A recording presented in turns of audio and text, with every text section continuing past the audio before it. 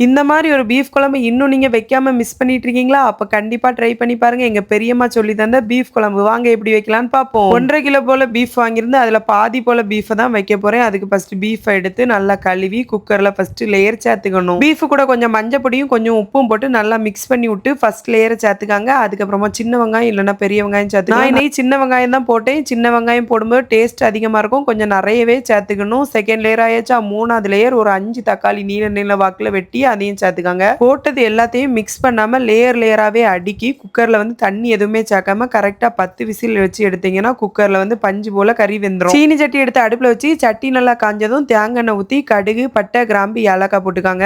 கொஞ்சோல கருவேப்பிலை, மல்லிக்கீரை போட்டுக்காங்க. இஞ்சி பூண்டு விழுது வந்து நல்லா அரைச்சு சேர்த்துக்கணும். இஞ்சி பூண்டு பேஸ்ட்டுக்கு பச்சை வாடை போன அப்புறமா மசாலா சேர்த்துக்கணும். வத்தல் பொடி, மல்லிப்பொடி, மஞ்சள் பொடி, நல்ல மிளகு பொடி, இறைச்சி மசாலா பொடி, மட்டன் மசாலா பொடி இவ்வளவுதான். மசாலா எண்ணெயிலே நல்லா வதக்கி விட்ட அப்புறமா நம்ம வேக வச்சிருப்போம்ல அந்த கறியை எடுத்து தட்டி நல்லா வரட்டி கடைசியில மல்லிக்கீரை போட்டு இறக்கி பாருங்க வேற லெவல்ல இருக்கும்.